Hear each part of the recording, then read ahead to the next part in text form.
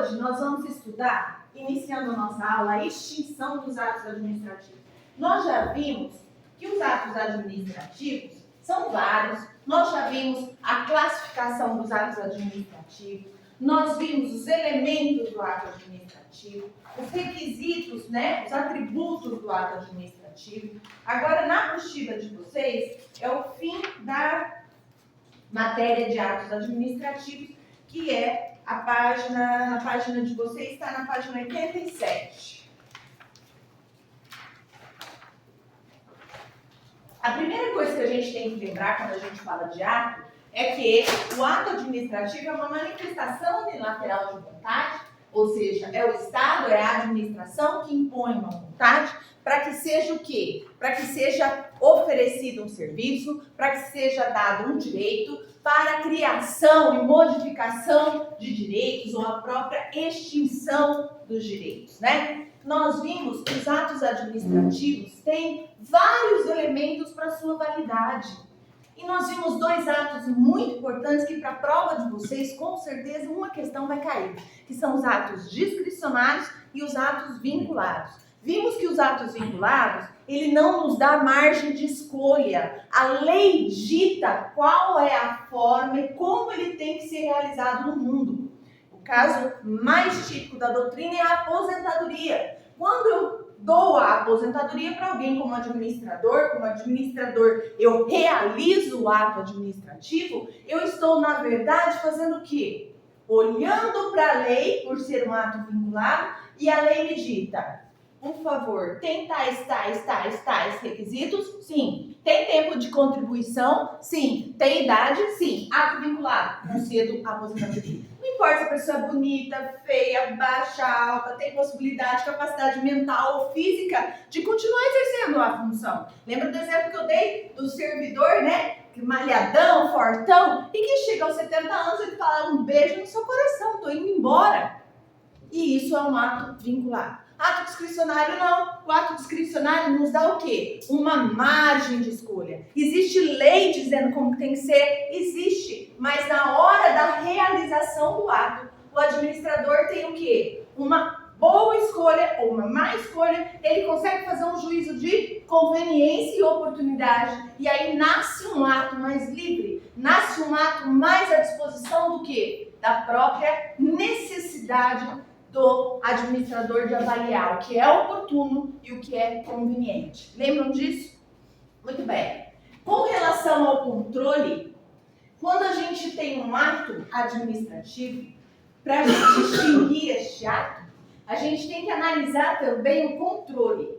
Esse controle, a gente já viu que ele pode ser interno ou externo. Se eu tenho administração pública, e a administração pública pode, por lei, controlar os seus próprios atos, ele pode o quê? Anular os seus atos. E a gente vai ver o que é a anulação a partir de agora. Ou ele pode revogar os seus próprios atos. Ou ele pode até mesmo convalidar os seus próprios atos mediante um determinado critério. O que é a extinção dos atos administrativos? É a validação do administrador para os seus próprios atos, quando for o controle interno. No controle interno, eu trabalho com o superior, no caso da administração, eu trabalho com o superior para com o subordinado, controle interno. Então, o superior vai avaliar se aquele ato foi feito de forma ou legal, ou de forma que foi conveniente ou oportuno, tudo bem? Então, no controle interno, eu tenho tanto o controle de legalidade, quanto eu tenho o controle de mérito. Então, a administração tem controle interno, sim ou não? Sim. O Poder Judiciário, ele tem controle interno, sim ou não? Sim. O Poder Executivo, que é o poder típico da execução dos atos administrativos, como a gente já viu, ele tem controle interno, sim ou não? Sim. Então, dentro do controle interno, para os seus próprios atos, eu tenho quem? Eu tenho o administrador naquele momento de forma atípica para o Poder Judiciário, de forma típica para o Poder Executivo, que a gente já estudou. Eu tenho a avaliação para ver o que acontece com esse ato. Se esse ato é válido, beleza. Tem eficácia? Tem. Como que eu vejo? Através dos requisitos legais, através dos elementos do ato que a gente já estudou aqui. O COFINFOMOB, né? Lembram deles? Competência, forma, objeto, motivo, finalidade. Tudo isso é avaliado pelo administrador. Válido, beleza, continua agindo. Não é válido. Não é válido por quê? Ou porque ele é ilegal, ou porque não foi uma boa escolha. Lembra da caneta BIC? Lembra, a ilegalidade é eu não cumprir e realizar um ato que não está previsto em lei, ou se previsto, não está previsto da forma que a lei me dita. Por exemplo, no ato vinculado. Se eu der uma aposentadoria para alguém sem a observância da contribuição, esse ato é ilegal, concorda comigo? Essa aposentadoria vai ser cassada, porque não é válida, ela é ilegal. Então, esse controle de legalidade é feito tanto no controle interno quanto no controle externo. Então, o Poder Judiciário, ele controla seus próprios atos no seu controle de legalidade e no seu controle de mérito, certo? Lembram disso? E a administração também, controle interno dos seus próprios atos, no controle de legalidade e como controle de mérito. E o Poder Judiciário atuando, porque a gente sabe que o artigo 5º da Constituição Federal nos dá esse direito de amparo ao Poder Judiciário, né, do direito a buscar o judiciário para discutir uma situação de fato. E esse judiciário, olhando, se provocado, olhando para a administração, ele faz qual tipo de controle? Interno ou externo? Olhando para a administração, de pessoa jurídica para pessoa jurídica. O controle externo, que é o Poder Judiciário, olhando para o Poder Executivo, certo? O Poder Judiciário, olhando para o Poder Executivo, faz um controle externo. Ele vai lá e fala, deixa eu ver se esse ato é legal, deixa eu ver se tem competência, deixa eu ver se a forma foi cumprida, deixa eu ver se o motivo está exposto de forma adequada. Enfim, ele olha a legalidade do ato, certo? Ilegal, o que ele faz? Ele anula o ato, certo? Caso ele veja que a situação que o administrador colocou o ato no mundo é um ato que escolheu mal, no caso das canetas, utilizou um serviço que poderia ter sido utilizado de outra forma, ele pode julgar, ele pode anular, ele pode revogar um ato em que existe um controle de mérito. Hã? Não entendi. Não, controle de mérito. Olhando para o poder externo, quando você olha para o poder interno, sim, tá? Então, são dois poderes, o interno e o externo. O interno, o Poder Judiciário, faz o quê? Ele controla os seus próprios atos. Controle de legalidade e controle de mérito. Forma atípica, dentro da própria administração. Ou seja, quando um juiz está executando, por exemplo, uma função de nomeação, ele está exercendo uma função administrativa, atipicamente. Nesse momento, ele pode revogar os seus próprios atos? Pode. Através de uma má ou boa escolha, ele pode olhar para aquele ato e ver o que ele pode fazer com aquele ato, se ele pode revogar, se ele tem que anular. Perfeito. Com relação à administração, ele pode fazer isso? Não, porque controle de mérito, quando o Poder Judiciário estiver atuando no controle externo, ele só pode fazer o quê? Controle de legalidade. Avaliar se o ato é legal ou ilegal. Tudo bem isso? Isso tem que ficar muito claro na prova para você, porque vai cair. Certeza que uma questão, no mínimo, uma questão vai ter de controle. Controle interno, controle externo. Quem vai fazer o controle de legalidade? Quem vai fazer o controle de mérito? Enfim, sabendo isso, nós vamos para os tipos, e os mais importantes são esses, a anulação e revogação da extinção dos atos administrativos. Quando um ato nasce, um ato pode morrer. Como que ele morre no mundo? Através da anulação. Quando que as perguntas são, para a questão de prova, quando que eu anulo um ato? Quando que eu anulo um ato? Qual que é o motivo? O que vocês acham? Qual que é o motivo aqui? O que vocês acham? Quando que ocorre a anulação, o ato é nulo aqui. O ato não pode ter mais efeitos. Ele é invalidado tanto pela própria administração quanto pelo Poder Judiciário, quando ele é ilegal. quando ele é ilegal, quando ele não está ou previsto em lei ou feito de forma que invalidou ele, motivo então, portanto, aqui é a ilegalidade. Então, gente, quando falar na prova que o ato é ilegal, esse ato ele tem que ser anulado ou pela própria administração ou pelo Poder Judiciário. Tudo bem? Beleza. A competência. A quem compete fazer isso? O que vocês acham? Quem que vai avaliar se o ato é legal ou ilegal numa extinção que tem como tipo a anulação do ato? A administração e quem mais? Só a administração pode. Poder.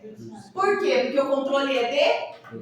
Perfeito. Então a competência é da administração e do judiciário. No controle, que controle? Interno ou externo no judiciário?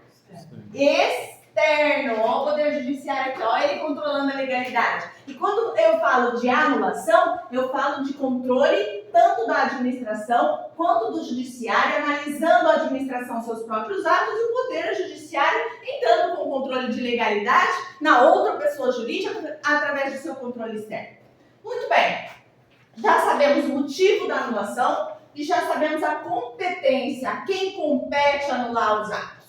Muito bem. Com relação agora ao efeito.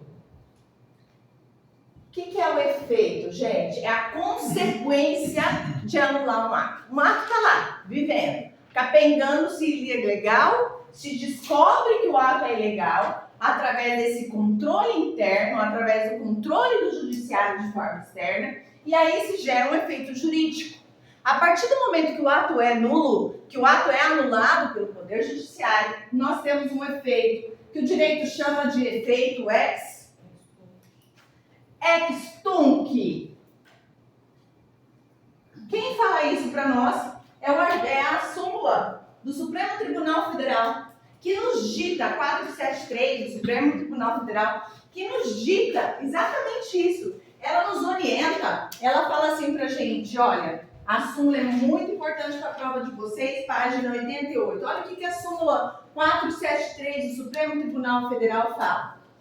A administração pode anular seus próprios atos, perfeito? Então ela pode olhar se o ato é legal ou ilegal. Quando é falado de vícios que os tornam ilegais, eles vão olhar para os critérios de validade do ato, COFINFOMOB, porque deles não se originam direitos. Se não se origina direitos, o efeito é para trás. Para trás, tá? Testa, ó, bate na testa. Para trás. O efeito volta até o início.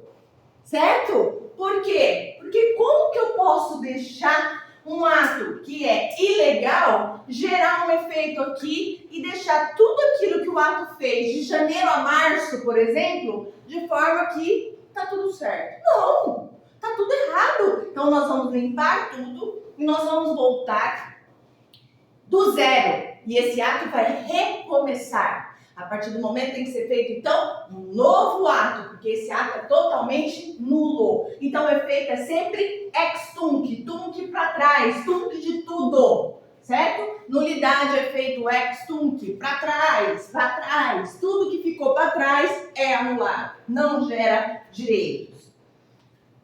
E, no caso aqui, para um pouquinho agora a súmula 473 e volta aqui. Se o efeito aqui é ex-tunc, a decisão aqui, uma decisão seja ela administrativa, é uma decisão vinculada. Por quê? Quem sabe me responder por que, diante do que a gente já estudou de ato vinculado e discricionário, essa decisão de anulação é uma decisão vinculada e não discricionária? Ele pode anular ou ele deve anular um ato ilegal? Ele tem que olhar para o ato e falar assim, isso aqui está ilegal, mas eu vou deixar quieto.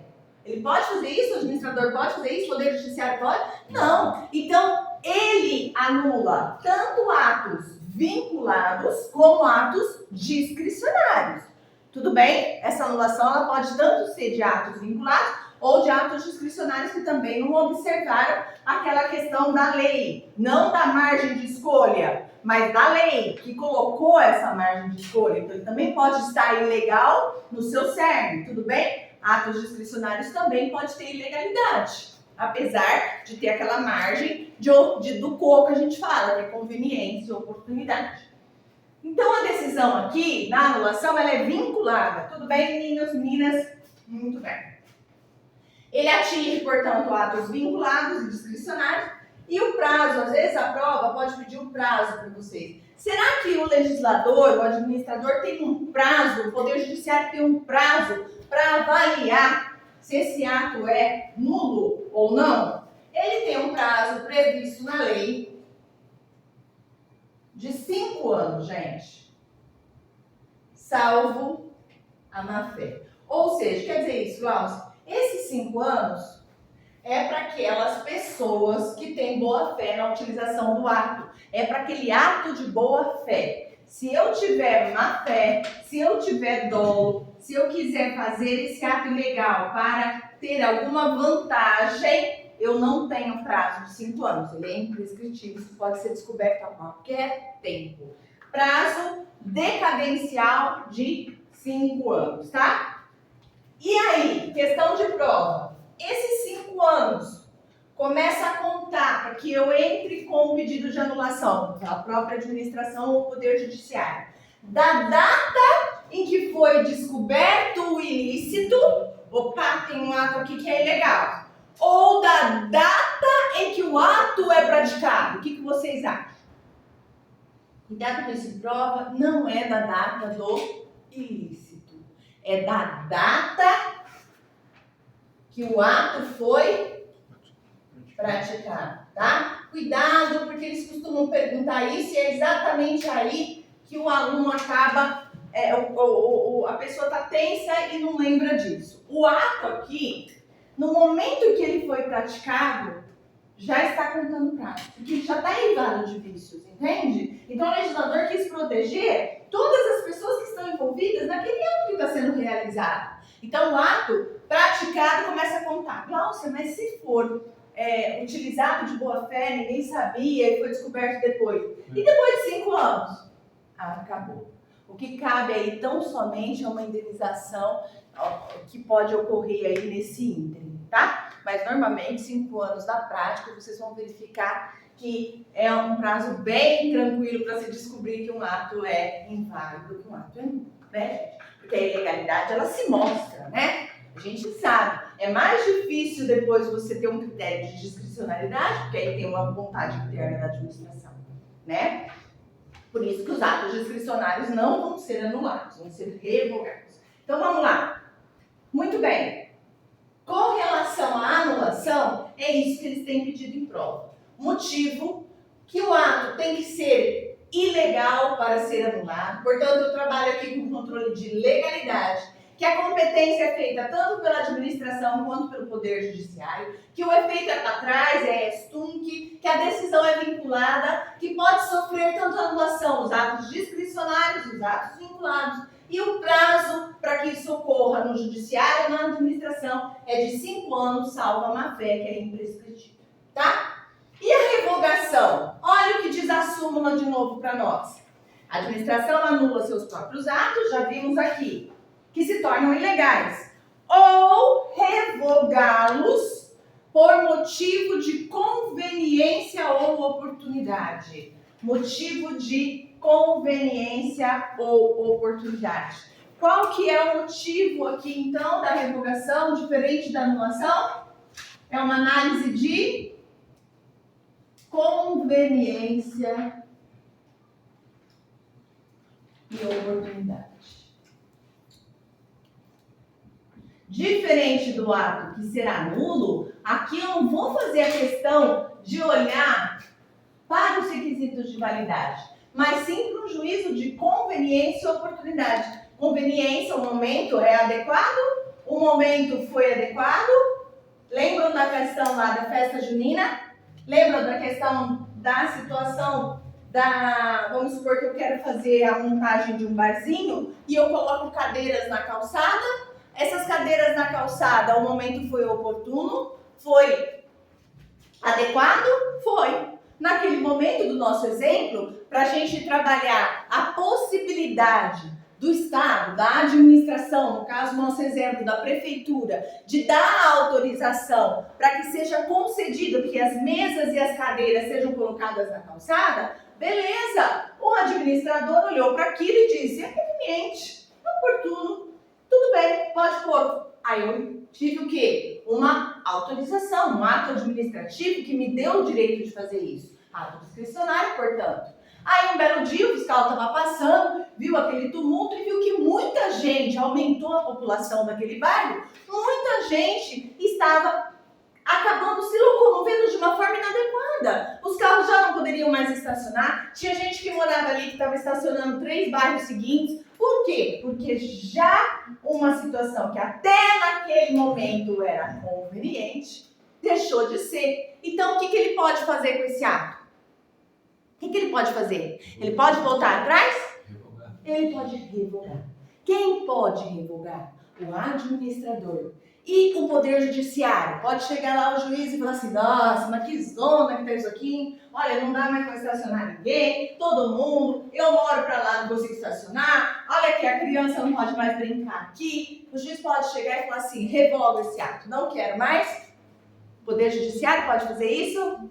Não, por quê? Porque aqui na revogação, o motivo, o controle é o controle de mérito, para ver se é uma boa ou má escolha. Então, quem que é competente, portanto, para a revogação do ato? Somente Somente ela pode revogar o ato, né? Então, só a administração nesse caso aqui, gente. Tá? Isso cai muito nas questões de prova de direito administrativo. Somente a administração. Pois o controle é um controle de mérito. Aqui não é controle de legalidade, então não entra o judiciário aqui. Mesmo que o juiz não goste, azar dele. Quem vai poder não gostar e fazer alguma coisa é o próprio administrador que deu a autorização. Tudo bem? Entenderam isso?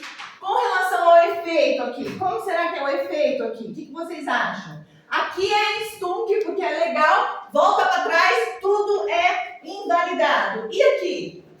Até então, quando estava lá, que eu fui lá e pedi autorização para colocar as mesas, para colocar as cadeiras na calçada, e eu ganhei essa autorização, pois o poder aqui nesse momento é discricionário, o ato é discricionário, o administrador falou que não teria problema, beleza. Até então, era válido. Passaram-se 3 meses, houve uma revogação do próprio administrador, que através do seu agente público na rua, percebeu que aquilo ali estava causando mal à comunidade daquele local.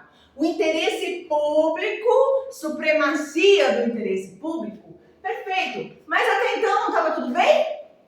Estava ou não? Estava. Agora, diante do motivo, do critério, da análise, do controle de mérito, este efeito, portanto, daqui para frente, daqui para frente, daqui para frente, é ex nunc, né?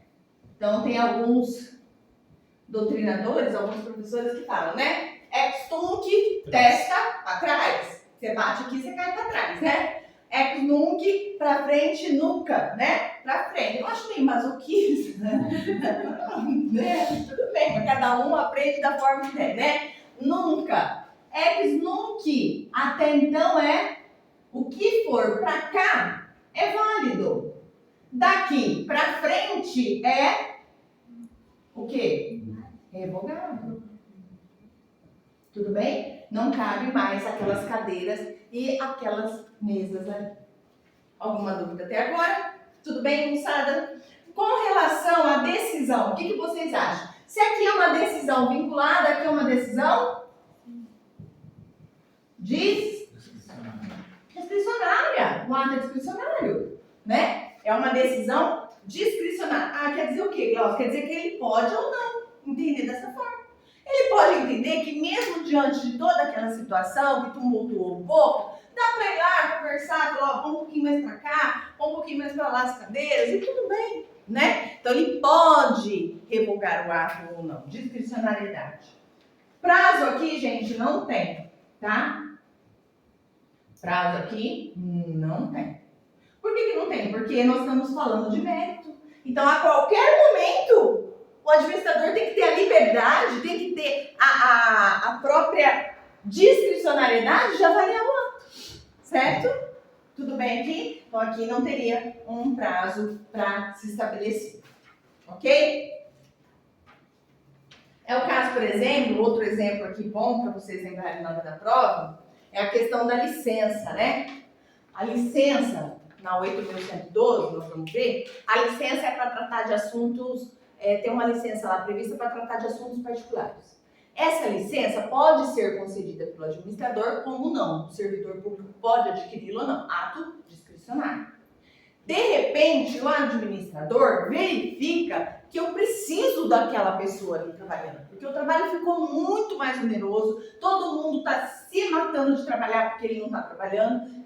Amigo, volta, revoga a sua licença e volta a trabalhar.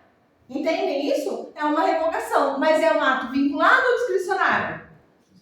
Discricionário. Se é um ato discricionário, ele pode ser anulado ou revogado se eu estiver trabalhando com mérito. Revogado. E o controle, portanto, aqui é um controle de mérito. Quem pode fazer? O judiciário que viu que ele está de licença? Não, a administração. E o efeito? O que ele viveu de licença, ele já viveu. Né? A licença que ele estava lá para tratar de assuntos particulares, claro que sem ganhar, né, gente? Porque senão todo mundo ia querer tratar de... Porque assunto particular é o que não falta pra gente para trabalhar, né? Então, ele estava lá sem ganhar, mas estava lá por 6 meses, 3 meses, 1 ano em licença particular. Daquele momento para frente, ele não pode mais estar em licença.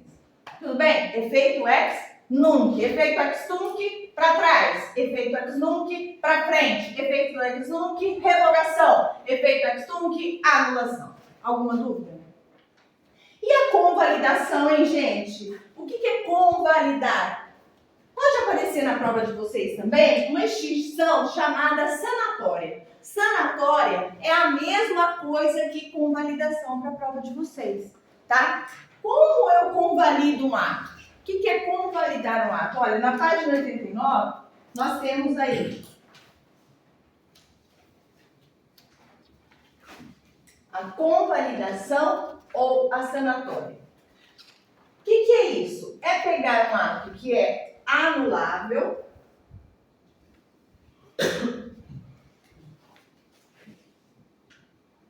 pode ser nulo. O ato foi anulado. Anulado.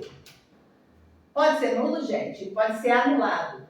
Anulado não é a mesma coisa que nulidade aqui, ó. Essa aqui, ó, o ato nulo, ó. Anulável ou que foi anulado é com a sensação de estar na revogação. Porque um ato nulo não pode ser convalidado. Concordam comigo? Se eu convalido, olha, é uma questão até lógica, não precisa decorar. Se eu convalido um ato que é legal, né? O administrador tá louco, no mínimo. Não é? Continua sendo ilegal. Então não tem como ele nascer de novo. Por isso que o efeito é ex nunc. Agora, o que eu convalido? Eu convalido um ato que poderia ser anulado, revogado. Quando eu falo isso, eu só posso, através dos elementos, convalidar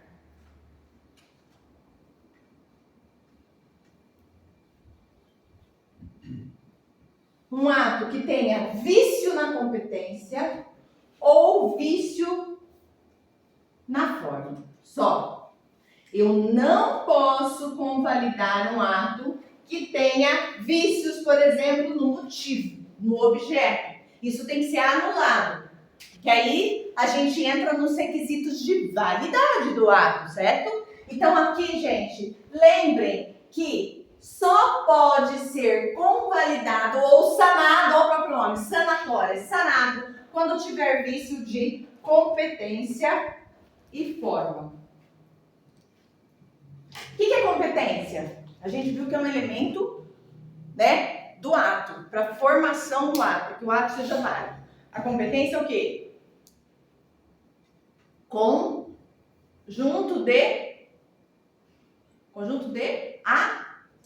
atribuições, né? É aquele conjunto limitado de atribuições que é oferecido por lei para exercício daquela função administrativa. Tudo bem? Se eu tiver vício de competência, naquele momento eu tiver um vício de competência, era para ser feita a nomeação do cargo público pelo diretor tal, ou pelo presidente do tribunal tal, se for no caso do Poder Judiciário. Não foi feito isso. Foi feito por alguém que era subordinado a essa situação. Temos um vício de competência aí? Temos. Como que o administrador faz? Será que ele pode anular o ato ou será que ele pode convalidar esse ato? Ele convalida o ato fazendo o quê? Passando novamente a competência para a pessoa certa. Por isso que a competência e a forma são convalidados ou sanados. Somente ela, porque tem como voltar. Basta que o outro, que é competente, nesse caso lá o presidente do tribunal, no nosso exemplo, ratifique aquela nomeação. Realmente ele foi investido no serviço público, foi empossado e agora é nomeado, e agora ele entra em exercício efetivo. Enfim, foi feita toda aquela adequação legal da 8.112 no nosso caso aqui. E a forma? A forma era escrita. E era preciso que saísse a edição desse ato no Diário Oficial. E não foi feito no Diário Oficial. Então o princípio da publicidade aí ficou prejudicado, ficou desrespeitado. O que se faz? Ratifica-se o ato, publicando o ato no Diário Oficial. Ratifica-se, convalida, sana o erro, sana o vício. Por isso, somente nesses dois elementos. Não tem como você convalidar um ato quando você tem um motivo. Porque como que eu faço? Se o motivo para aquela formação daquele ato foi dado em função, por exemplo, das férias, e o motivo, na verdade, era aposentadoria, como que eu faço? Olha, apaga tudo, na verdade não era férias, na verdade era tempo de contribuição. Como que eu sano isso? Não, eu anulo o ato ou ele é legal, ou eu tento ver se tem, no caso da discrecionalidade, uma conveniência, uma oportunidade, e revogo. Mas no máximo, aqui no caso da anulação, eu tenho que olhar para o ato e falar, ou eu anulo, se for competência, eu posso fazer isso, anular se for um vício de competência, ou convalido. Se for um vício de competência, eu posso. Ou eu anulo, ou eu convalido. Ou eu anulo, ou eu convalido. O que é melhor para mim? Né? Aí o administrador vai falar, normalmente ele convalida. Né? Na prática, vocês vão ver que eles convalidam os atos. Porque é mais simples, tá? É um procedimento muito mais eficiente pelo princípio da eficiência do poder público, da própria administração e dos atos, ele convalida. Tudo bem, gente? A anulação tudo, né? A anulação você está trabalhando com a legalidade, você não tem como, né? Tudo bem? Então, aqui eles falam, ó, no artigo 89, a competência é um ato praticado com vício de incompetência em razão do sujeito e não em razão da matéria. Admite-se convalidação, podendo a autoridade competente ratificar o ato praticado pelo sujeito incompetente. E no caso da forma, o vício de forma pode ser objeto de convalidação, desde que ela não seja essencial à validade do ato. Porque aí tem que anular. Como eu falei, ele pode anular como convalidar. Ele pode anular como convalidar. Aí ele olha a essência do ato e vê o que precisa ser feito. Mas para a prova de vocês, o que vocês precisam saber? Ato nulo, ilegalidade. Então o ato é nulo. Revogação, conveniência e oportunidade. E convalidação, ato anulável, até poderia ser anulado, mas se convalida, se sana o vício em função de ser a competência ou a forma discutida em questão. Tudo bem, gente? Se colocar qualquer outro elemento aqui, não pode convalidar. Claro que aqui e aqui, né, é o filé mignon da CESP, tá? Se vocês irem para a prova sabendo muito bem a anulação e revogação, vocês vão acertar a questão com certeza, tá bom? Então, como eu combinei com vocês, nós vamos fazer questões. E aí, nas questões, o que surgirem, semana que vem, na nossa última aula, a gente vai fazer todas as questões pendentes. Eu já estou marcando aí o número das páginas, vocês podem marcar também. E a gente vai sanando as dúvidas nas questões, tá? Agora a gente vai adentrar com relação a atos, era isso que eu precisava falar para vocês. Toda a matéria de atos, Não se esquecendo que atos é uma matéria muito importante para a prova de vocês, tá? Se alguém tiver alguma dúvida, quiser sanar, eu estou deixando aí o meu e-mail, estou à disposição de vocês para sanar alguma dúvida com relação à matéria já dada, tá? Agora a gente vai entrar numa matéria muito, mas muito pedida também em prova, e ela é uma matéria menos densa, vamos dizer assim, né? Muitos de vocês já até sabem, por estudar outras matérias, por já estar estudando para concurso público, que é a nossa responsabilidade. A responsabilidade civil do Estado. Nós vamos adentrar agora a teoria da responsabilidade civil do Estado. Página 91 na apostila de vocês. Nós vamos estudar com calma o artigo 37, parágrafo 6º da Constituição Federal, que é o que determina a responsabilidade do Estado no Brasil. Gente, quando a gente fala de responsabilidade, a gente tem que lembrar do quê? De um ato. Um ato que nasce, vai até o mundo através do seu agente público, da administração, e gera um dano. Toda vez que eu falo em responsabilidade, eu tenho que lembrar do dano causado a alguém. Quando a gente trabalha na área do direito privado, nós temos o que a gente chama de responsabilidade subjetiva. O que é isso? Por exemplo, se eu causo um dano a alguém por não pagar o que eu tinha que pagar, ou porque eu fui além do que eu deveria ser profissionalmente falando, ou porque eu xinguei, ou porque eu violentei fisicamente essa pessoa se sentindo lesada, ela se socorre a quem? Ao poder na área privada, ao poder judiciário. E chega para o poder judiciário e fala o quê?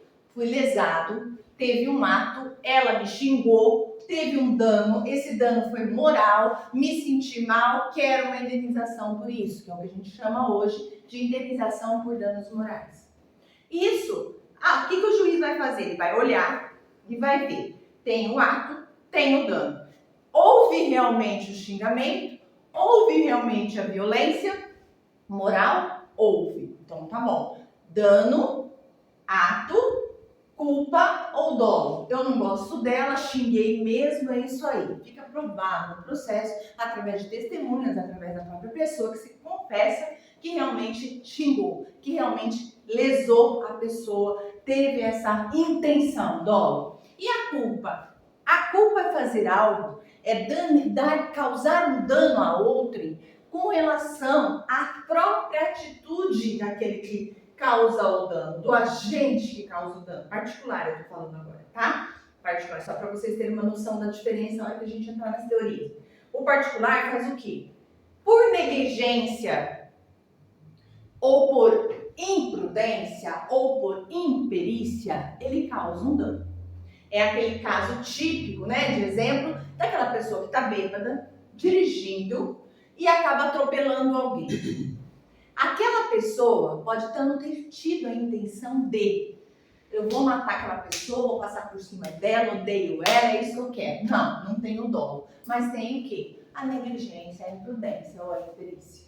O caso do médico, por exemplo, né? Que de repente, de forma imprudente, acaba esquecendo o algodão dentro da barriga do paciente. Isso tudo pode acontecer. E isso é uma questão de análise da culpa. E acaba sendo o quê? Acaba sendo dado a responsabilidade deste particular para com aquele que causou, aquele que teve o dano, né? Que sofreu o dano. Muito bem.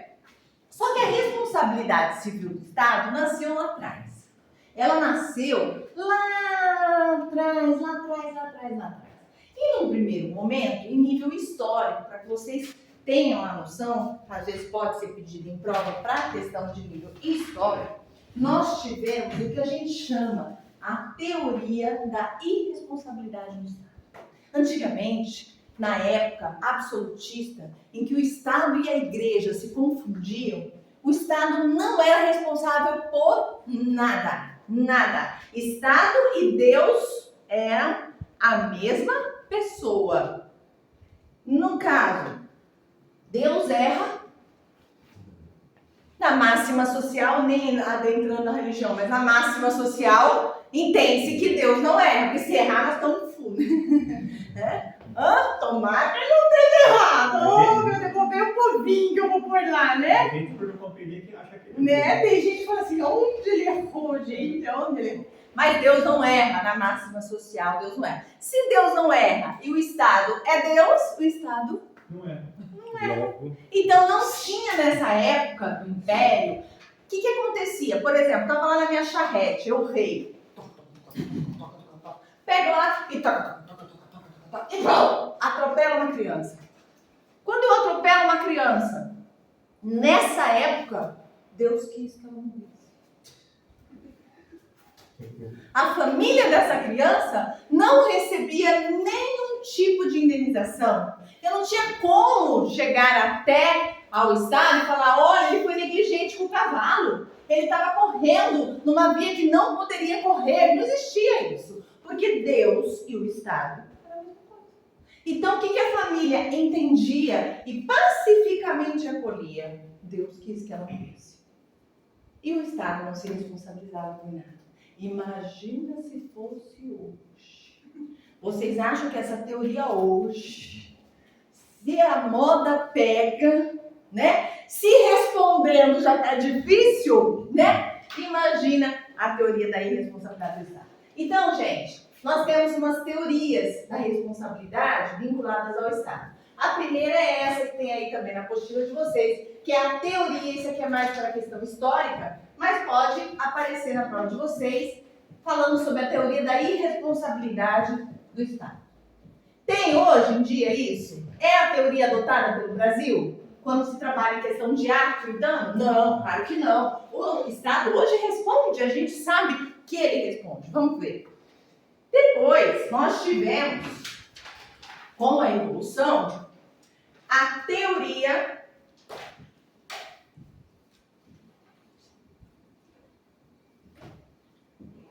da responsabilidade com culpa.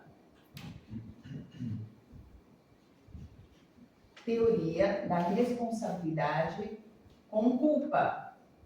Com culpa. Como que é essa teoria? É o que a gente chama de teoria subjetiva.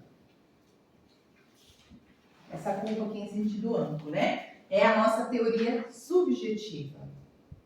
Teoria chamada subjetiva do Estado. Então, após aquela fase de intermediação, de atos de império, de atos de gestão, em que o Estado começou a fazer uma parte diferenciada na sociedade, que acabou-se com essa ideia de que Deus e o Estado eram a mesma pessoa, desse Estado absolutista, começou-se uma responsabilização do Estado. Só que aí veio o que o legislador chamou na época de responsabilidade com culpa, que é a teoria subjetiva. Essa teoria subjetiva, vocês têm que sempre pensar o seguinte: eu tenho, para a teoria subjetiva, o nascimento de um ato. Esse ato tem que causar um dano a alguém. Um ato do Estado, um ato da administração pública, nós vamos ver quem depois compete nisso, né? Quem realiza esses atos, que causam um dano. Com relação a esse ato e esse dano, tem que ter um nexo, ou seja, uma coisa tem que depender da outra. A gente fala muito de nexo causal no direito penal, né? Nexo causal. Mas nada mais é aqui para nós que a relação do ato com o dano. Tem que estar o dano relacionado com o ato relacionado com o dano, certo? E a relação do dano. Então tem que ter o ato, tem que ter o dano, tem que ter o nexo causal e tem que ter o quê? A conduta culposa, melhor dizendo, dolosa ou culposa. Ou culposa. O que é isso? Dolosa ou culposa.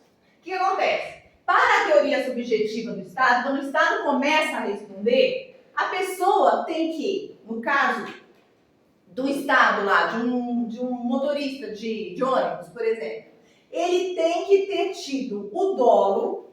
Eu vou passar na frente dessa pessoa e vou atropelar essa pessoa, porque eu quero, porque eu não gosto dela, porque eu lembrei que ele é meu vizinho e fico escutando música funk até 4 horas da manhã, então eu vou atropelá-lo. Ou pelo menos ser negligente, imprudente ou imperito.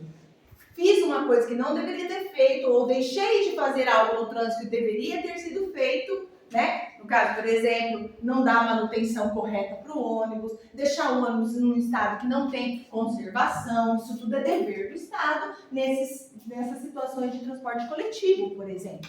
Quando existir a culpa provada através de um dolo ou através da situação de negligência, imprudência ou imperícia, o Estado começa a responder. Mas eu tinha que provar que houve, no mínimo, culpa do Estado. Essa é a teoria subjetiva. Certo?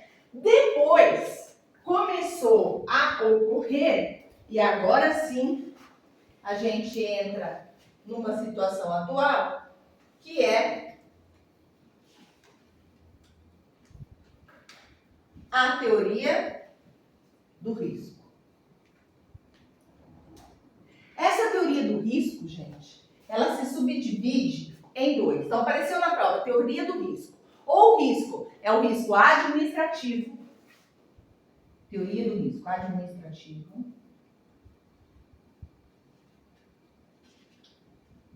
ou é a teoria do risco integral. Integral. O que é isso? Teoria do risco administrativo ou teoria do risco integral. Só um minutinho que eu vou espirrar. Dá uma coceira, né? A teoria do risco. Ai, eu vou nem falar um negócio que eu esqueci da outra coisa aqui para vocês.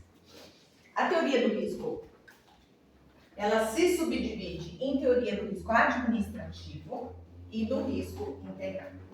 Risco administrativo, gente, é o que a gente chama, e é o que é adotado no Brasil hoje, que é a teoria da responsabilidade. O que vocês acham? Objetivo. Essa é a teoria atualmente adotada. Quem te falou isso, Glaucio? Quem falou para você que essa é a teoria da responsabilidade objetiva que é adotada no Brasil? A Constituição Federal.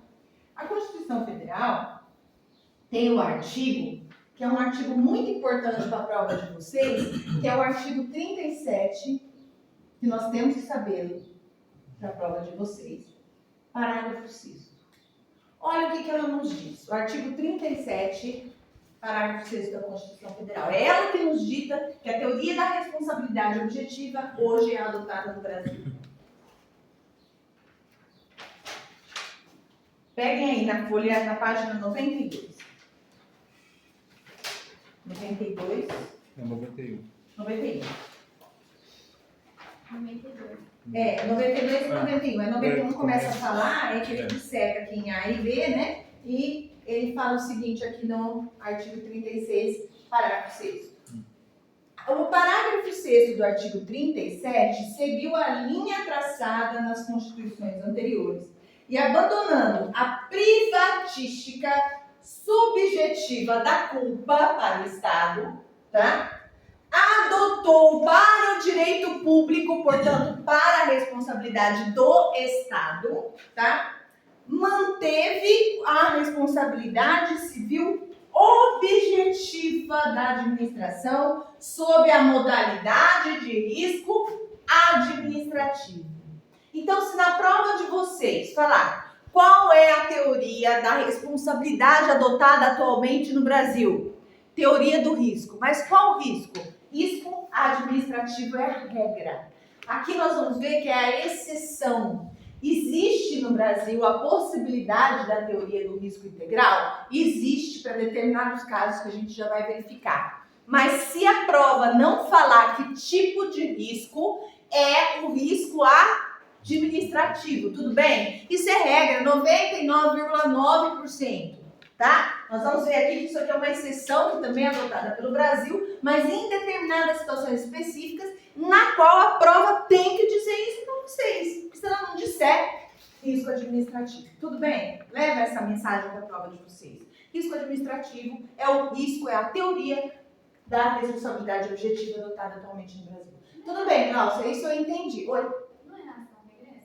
Isso, nós vamos entender. A teoria da responsabilidade objetiva nos dá o direito de regresso, que é uma ação regresso, para o particular. Nós já vamos chegar lá. Isso mesmo, é esse caminho. Teoria da responsabilidade objetiva do Estado, diz o artigo 37, parágrafo 6º, ele fala o seguinte pra gente, ó. As pessoas jurídicas de direito público e as de direito privado, prestadoras de serviços públicos. Quem que são as prestadoras de serviços públicos? Quem são? Vamos lembrar aqui quem são? Quem são as prestadoras de serviços públicos que prestam serviços públicos e são consideradas direito privado? Lembram que a administração, ela pode prestar para a sociedade serviços públicos, que nós vamos estudar depois também, né? Quais são os serviços públicos, características desses serviços públicos, mas nós já sabemos que ela se subdivide em serviços públicos ou uma atividade que ela presta também, se necessário for, pela segurança, em situações excepcionais, atividade o quê? Econômica, que é o caso de quem? Dos bancos, né? Que a gente estudou quando a gente estudou na administração indireta a questão das empresas públicas, certo? As empresas públicas e a sociedade de economia mista, elas podem ser tanto de serviços públicos, que é o caso do Correio, como de atividade econômica. Lembram disso? Então, essas pessoas são de direito privado ou de direito público? Privado. Elas, quando estiverem prestando serviços públicos, que no caso aqui pode ser os Correios, por exemplo, certo? Elas terão o quê? Uma responsabilidade para o dano que ela causar. Essa responsabilidade é objetiva? Sim. É do risco administrativo? Sim. Então, se o Correio, através do seu agente público, porque como que a administração se manifesta para causar um dano em alguém? Através de uma pessoa física. Quem são essas pessoas físicas? Nós, vocês amanhã, eu, na atuação da minha função. Então, como agente público, eu causo dano. Mas eu, através da teoria da responsabilidade objetiva, não respondo no primeiro momento. Quem responde? A empresa Correio. Quem responde? A União. Quem responde? O Estado, o município, o Distrito Federal. Então, pessoas de direito público, da administração direta, da administração indireta, fundação e autarquias, fundações públicas e autarquias, e pessoas de direito privado que fazem o quê? Prestam serviços públicos. E aqui, Glaucia, será que entra concessionária? Pessoas que prestam serviços públicos de direito privado? Pessoas, empresas privadas. Entra sim. Entra sim. Por isso que quando uma concessionária causa um dano pra gente, a gente entra. Aqui a concessionária ela tem uma situação já típica que eu vou mostrar para vocês, quando a gente estudar serviço público, que a gente entra primeiro contra a concessionária, depois subsidiariamente a gente entra contra o Estado. Mas ela responde de forma objetiva. As permissionárias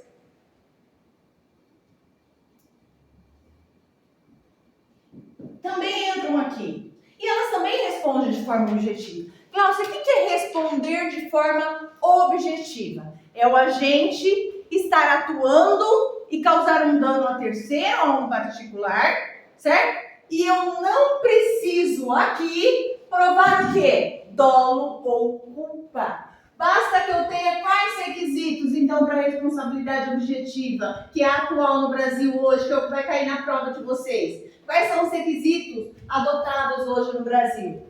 Tem que ter o ato, tem que ter o dano e tem que ter o nexo causal. O que é o nexo causal? É a relação entre o ato e o dano. Certo, gente? Basta isso, Glaucia, para o Estado responder? Basta. Para o Estado responder, basta isso. Basta que eu comprove que o dano que eu sofri foi causado pela pessoa jurídica de direito público. Foi causado pela União. Então, o que acontece? Se, por exemplo, Um ônibus. Tô lá no ônibus, de repente o motorista sai que nem um louco lá, vira uma rua, vira uma outra e causa uma lesão corporal, uma violência física em mim. O Estado, a administração pública envolvendo aquele ônibus, aquele transporte coletivo, vai ter que me indenizar, sim ou não? Eu vou ter que provar que o cara estava louco, que estava meio maluco, que saiu que nem um doido, pegou rodovia e fez um monte de coisa errada? Basta que eu comprove que o dano, eu estava utilizando aquele serviço público no momento e o dano foi causado por um agente público, que nessas condições estava, porque ele estava atuando como agente público, e nessas condições de agente público responde quem? O Estado, a administração pública que responde pela questão da teoria da vontade, porque essa teoria da vontade, ela fala o seguinte: quando você é agente, você está representando a pessoa jurídica que você está trabalhando. Então, quando eu estou lá atuando no tribunal, eu sou o tribunal. Certo? Não é a Gláucia que está lá. Eu não posso me comportar como uma pessoa privada, como uma pessoa física. Eu tenho que me comportar como um agente representando o tribunal. Então, o que eu fizer, o tribunal responde. Tudo bem, gente? Então, por exemplo, um policial está lá no final de semana dele, certo? E tá lá passeando na praça, tal, de vivendas ali, correndo, malhando, não sei o quê. De repente, ele viu um cara saindo, um trombadinha saindo junto e pegando a bolsa, não sei o quê. Ele tá lá malhando, certo? Aí ele pega a hora e fala assim: polícia! Sai correndo! Dispara 3 tiros no trombadinha e mata o trombadinha. E nessa que ele desferiu os tiros para matar, né? Matou mesmo, com a intenção de matar. Ele pega uma pessoa também e lesiona o braço daquela vítima, por exemplo. Vocês acham que nesse momento o Estado, a administração pública e que representa aquele policial vai responder sim ou não? O que vocês acham? Ele estava como policial? O que acontece? Aí que está longe. Na hora que ele grita, polícia, ele entra em agente público. Ele não foi o João, e ficou quietinho. Não, ele manifesta, ele entra, ele atua como polícia. Se ele atua como agente público, é isso que eu quero mostrar na questão de vocês. Na questão tem que demonstrar que ele atuou com a função de agente, ele responde. Entende? O Estado responde. Porque ele não estava ali como o cidadão que estava malhando, que possui um porte de arma e que simplesmente foi lá. Mesmo ele estando no final de semana, sim. Mesmo ele não estando trabalhando, fardado, sim. Mas ele atuou como tal. É o conceito de agente público que mesmo transitoriamente assume a função. Que assume a função naquele momento. Na hora que ele grita, polícia, o Estado está lá. Não é mais ele. Ele invocou a função. Ele invocou a função, perfeito? Ele invocou a função. Ele tomou posse da função, né? Quem for evangélico, quem sabe o que é isso, né? Toma posse do que é seu. Ele tomou e foi, minha filha. Aí quem responde? O Estado. Agora, se ele usou de abuso do direito matando, aí é outra história. Aí outra história. É área criminal. Concordam que ele vai responder pelo excesso? Ele vai responder. Numa ação regressa. Porque diz a teoria objetiva da seguinte forma pra gente: o Estado responde pelos danos causados a outrem, a alguém, a um particular, certo? Ato, dano e nexo causal. Podendo ir até aquele agente, tá? Que causou efetivamente o dano, entrar com o quê? Uma ação de regresso e pedir a devida indenização. É por isso que os policiais muitas vezes são condenados, até na esfera criminal. E isso na esfera civil, pode ter certeza que eles também estão sendo apurados. Na esfera administrativa. Porque às vezes a polícia como um todo, ela entra com um processo de regresso contra o policial, requer a indenização, e na área criminal, que são esferas diferenciadas, né? Ele também responde a um processo pelo abuso. Dá 3 tiros no cara. Vocês sabem, né, que a questão do penal envolve essa questão da legítima defesa, da cautela, da prudência. Eu não posso exceder no meu poder. Aí essa responsabilidade é subjetiva. Aí essa responsabilidade é subjetiva. Por quê? Porque quando você entra no direito de regresso, aí sim o Estado só pode requerer essa indenização, só pode ajuizar essa ação se tiver também como provar o quê? Que houve no mínimo culpa. No caso do policial, houve dolo, houve a intenção de matar. Ele responderia por homicídio doloso. Tudo bem? É só culpa sem dolo igual responde. Igual Sim. Aí a gente entra aqui, tá? Na ação de regresso, a gente entra com uma teoria subjetiva. Do Estado para com o seu agente. Teoria objetiva. Do Estado para com a sociedade. Tudo bem? É o que... Oi? E se ele for absorvido na esfera penal? Então, aí tem aquelas questões, pode reintegrar, pode. Aí tem toda uma consequência na administrativa. Mas aí é só aqueles casos específicos no direito penal. Isso, de exclusão da culpabilidade, provar que ele não cometeu o delito, são casos específicos na legislação penal que dá o direito a esse regresso dele na administração e até uma possível indenização contra a administração, tá? Mas vamos lá, olha só então, ó, as pessoas jurídicas de direito público, quem são?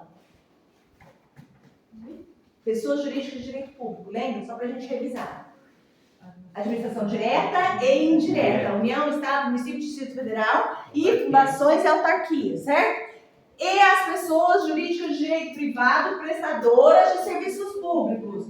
Ah, Glaucia, então e a Caixa Econômica Federal? Como que fica a Caixa Econômica Federal? A Caixa Econômica Federal era uma prestadora de serviço público ou era uma exploradora de atividade econômica do Estado? Exploradora de atividade econômica do Estado. A gente lembra que nós temos as empresas públicas que prestam serviços públicos e nós temos aqui que exploram a atividade econômica do Estado para que o Estado também entre com esse recurso se necessário for. Então essa exploração da Caixa Econômica Federal, como que fica se um agente da Caixa Econômica Federal causar dano? Se ela não é prestadora de serviço público, ela está fora do artigo 37. Se ela está fora do artigo 37, ela vai responder? Um agente da Caixa Econômica Federal responde? Responde. Uai, se ele me causou um dano, aí nós vamos entrar no direito civil. Lá na esfera civil. Eu vou buscar esse agente, mas com a teoria subjetiva. Aí eu preciso provar o quê? O dolo e a culpa. Por quê? Porque ele não foi enquadrado aqui, ó. Tá? Então ele não responde de forma objetiva. Na prova, eles não vão colocar os órgãos especificamente para vocês, mas eles vão pedir isso aqui, ó. Precisa estar na condição privada de prestação de serviço público. Se lá falar que eles estão exercendo uma atividade econômica, errada a questão. A teoria objetiva não vai adentrar essa esfera dessas pessoas que trabalham na atividade econômica. Tão somente naquelas que, o quê? Prestam serviço público para o Estado. Concessionária, correio, tá? Tudo bem? O objetivo é sempre serviço público. Sempre serviço público, perfeito. Nesse caso da prestadora de serviços públicos. Responderão pelos danos que seus agentes nessa qualidade causarem a terceiros, assegurado o direito de regresso. Quem que é assegurado o direito de regresso? A administração tem esse direito contra o responsável, nos casos de dolo ou culpa, certo? A obrigação de reparar danos patrimoniais decorre da responsabilidade civil objetiva. Uma relação, gente, extracontratual. Responsabilidade objetiva é uma relação extracontratual. Por quê, Glaucio? Bicontratual a gente vai para o direito civil. Se a gente tem uma relação de contratos entre as pessoas, ou as pessoas físicas ou pessoas jurídicas, nós temos uma relação em que os danos são previstos no contrato. Então nós temos o quê? Uma responsabilidade subjetiva envolvida, tá? Então falou em relação extracontratual, falou em relação de responsabilidade objetiva na prova. Vamos lá, vamos dar dissecando ainda o artigo parágrafo 6º. Estado, por suas pessoas jurídicas de direito público, ou pelas de direito privado, prestadoras de serviço público, então aí entra empresa de ônibus, concessionária, permissionária, causar danos ou prejuízos aos indivíduos, deve reparar estes danos, indenizando-os, independentemente de ter agido com dolo ou culpa. Certo? Então, quais são os requisitos que configuram a responsabilidade objetiva? Quais são?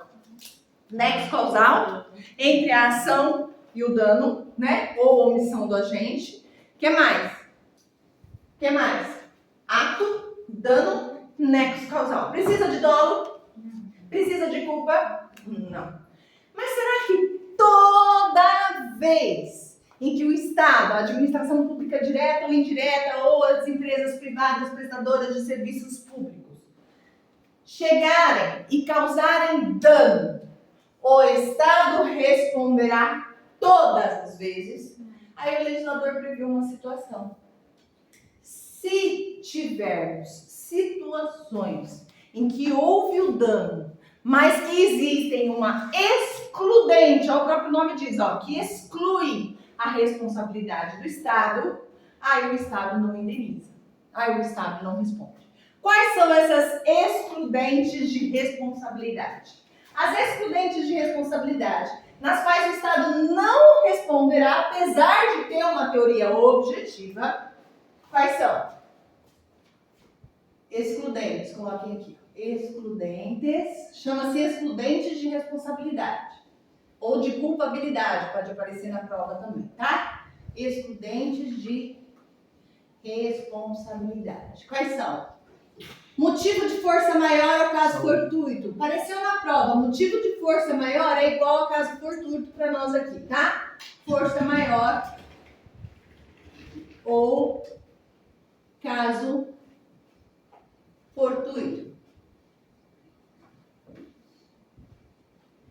Qual é a outra excludente? Culpa exclusiva da vítima. Culpa exclusiva da vítima. Segunda excludente pode aparecer na prova de vocês. E qual é a outra? Culpa de terceiro. Essas são as três excludentes de responsabilidade que, mesmo com a teoria da responsabilidade objetiva, o Estado deixa de pagar a indenização. Na hora que o Estado... Nossa, como que fica isso na prática? Como será que acontece isso?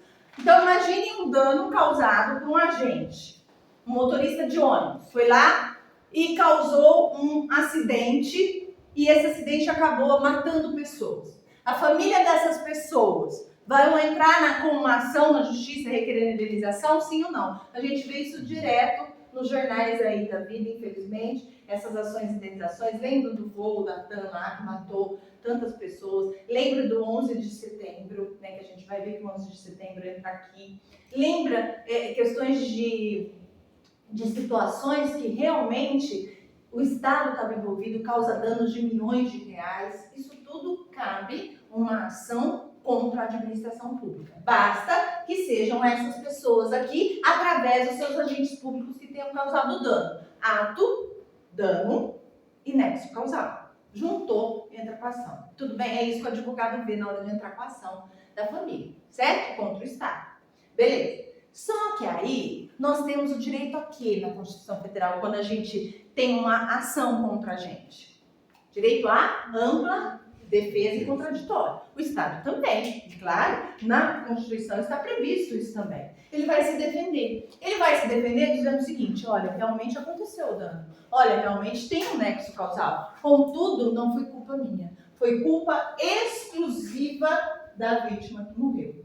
Por exemplo, caso do trem, que já aconteceu isso, é um exemplo triste, triste mesmo, mas acontece. Eu não sei se vocês sabem, existe uma notícia, né, que é veiculada aí na mídia, de que o número de suicídios cresce no Brasil e em todo o mundo, né? Isso acho que todo mundo sabe.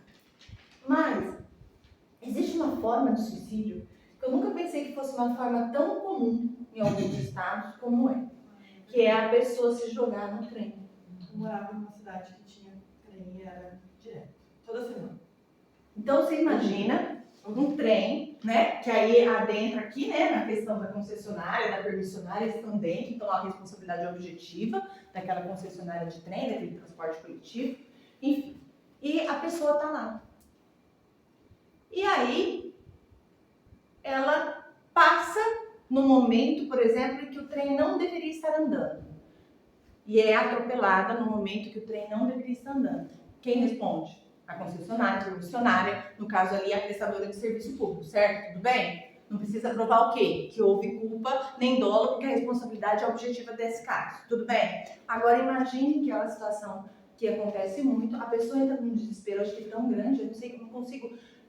porque tem hora que a gente também tem vontade de ver, né? De ir lá pro útero da mãe e tudo. Mas chegar ao ponto de ter, entre aspas, a coragem, eu digo coragem no sentido não de querer julgar ou não, mas o desespero tão grande de pegar o seu próprio corpo e se jogar e o trem passar, é muito triste, mas é uma realidade. Ele se jogou e o trem passou. A família entra, isso ocorreu, pedindo indenização para a administração pública que estava vinculada a esse transporte, requerendo o quê? Falando que ele estava lá, teve um ato e teve um dano causado, portanto, indenização para a família. E ele acabou morrendo. O Estado veio e fala, meus pêsames, desculpe, mas não tem nada a ver com isso. Ele veio para frente do trem, na hora que o trem estava passando. Culpa exclusiva da vítima. Apesar da teoria, numa situação outra, o Estado responder, nesse momento ele não responde. Ninguém é indenizado. Meus pêsames. Tudo bem? Imagina, senão todo mundo ia se jogar aqui. A família que não gosta do doente, né, querido? Vamos lá, meu filho, vamos lá. Aí nós temos o mesmo exemplo na questão da culpa de terceiro, né? Então vocês imaginam a mesma situação triste, é uma situação triste, mas é uma situação real, em que eu estou aqui, de repente eu vejo meu inimigo lá na frente do trem. O que eu faço? Eu empurro ele. Falar, agora você vai, cretino ordinário, parar de fazer bullying desde pequenininho, como você faz comigo na escola. Né? Então, eu empurro. Quando eu empurro ele, quando eu levo a isso, quem vai arcar com essa indenização? É a administração ou é aquele que empurrou? Aquele que empurrou. Mas por quê? Porque a teoria deixou de ser objetiva? Não. Porque o Estado entra nesse momento se defendendo em uma ação, dizendo que a culpa foi de terceiro e não ele. Ele não teve nada a ver com isso. É considerado também uma excludente de responsabilidade. Então, tanto a culpa exclusiva da vítima, como ocasionada por um terceiro e a família da vítima entra, se provado que a culpa foi de terceiro, ocorre também a excludente de responsabilidade. E o motivo de força maior ou caso fortuito? Fenômenos da natureza.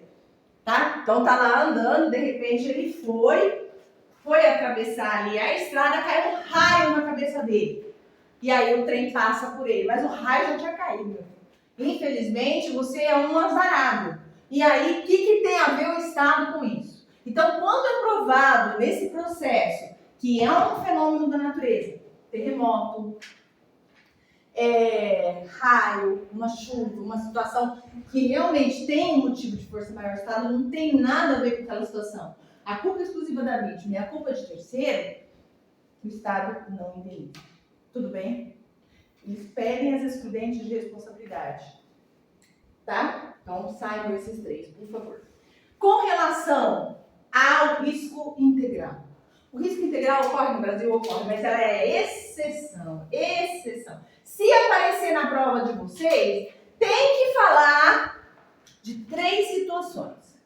Ou de dano nuclear, ou de dano ambiental, ou de ataque terrorista, que foi o caso do 11 de setembro. Por causa do 11 de setembro, eles incluíram no risco integral o ataque terrorista, tá? Então, somente nesses casos, dano ambiental, dano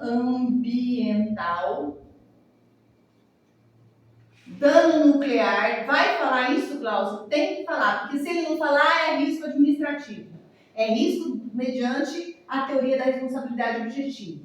Dano nuclear ou ataque terrorista, devido ao 11 de setembro, tá? O que é isso aqui, então? Qual que é a diferença, então, entre a teoria do risco integral e a teoria do risco administrativo? Já sabemos que a teoria do risco administrativo nada mais é do que a teoria da responsabilidade objetiva. Já sabemos que o Estado, a administração pública direta e indireta e as pessoas de direito privado que prestam serviços públicos respondem objetivamente pelos danos que causarem a terceiros. Não precisa provar dolo, não precisa provar culpa. Sabemos que existem 3 hipóteses que vão excluir o dever de indenizar do Estado quando for culpa exclusiva da vítima, motivo de força maior ou caso fortuito, ou culpa de terceiro, nos exemplos já dados. Com relação ao risco integral, não existe para esses 3 casos, por isso que é a exceção, somente nesses 3 casos, excludentes de responsabilidade.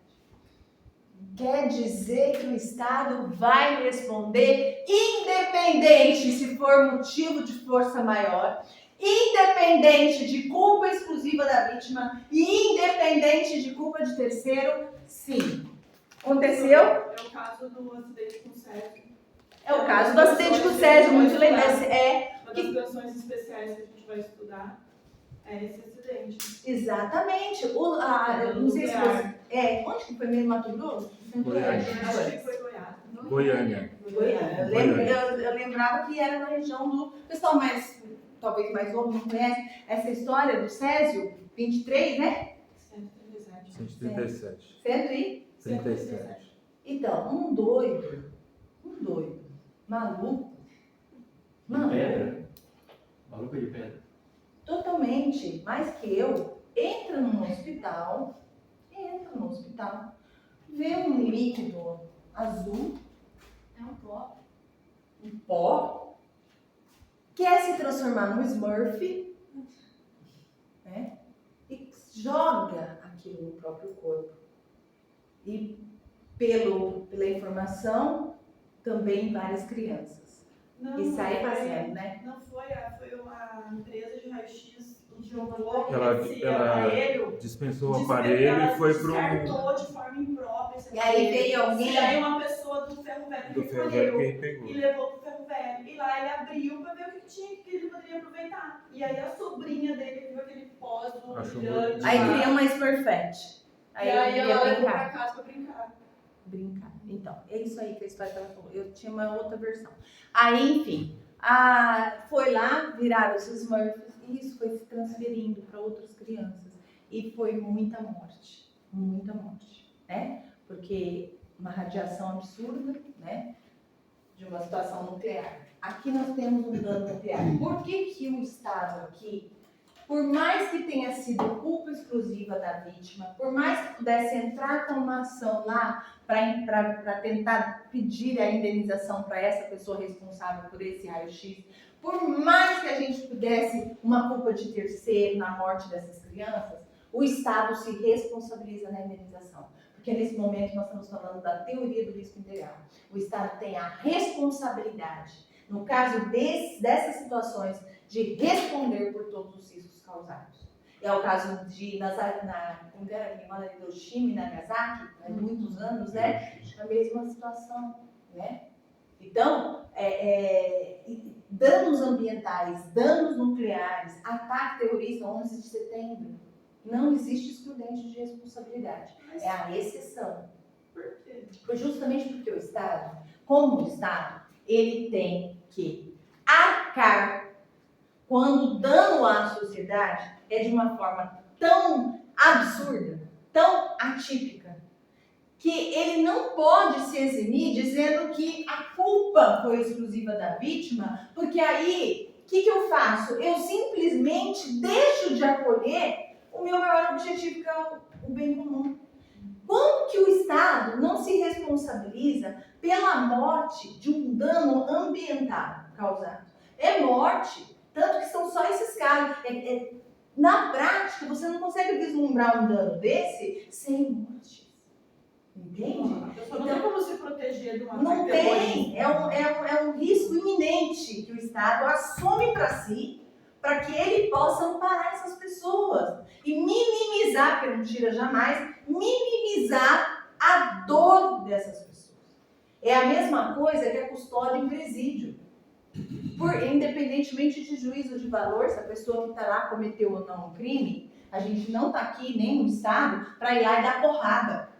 Então, quando alguém lá morre lá dentro, ou se suicida lá dentro, o que acontece? O Estado indeniza, porque aquela pessoa está sob a custódia do Estado. Então, a família que perde aquela pessoa numa rebelião ali, numa situação, o Estado é responsabilizado por aquela situação, porque ele está sob a custódia. É um exemplo típico aí dos presos. Tá? Então, tem situações que o Estado assume esse risco, por isso que é chamado risco integral. E são situações esporádicas, né? Graças a Deus, são situações anormais, né? Tudo bem, gente? Então, na hora da prova, lembrem do risco administrativo, que é regra. Risco integral, somente esses 3 casos podem aparecer na prova de vocês, tá? Com relação à responsabilidade civil, alguma dúvida? Alguma dúvida, gente? Não?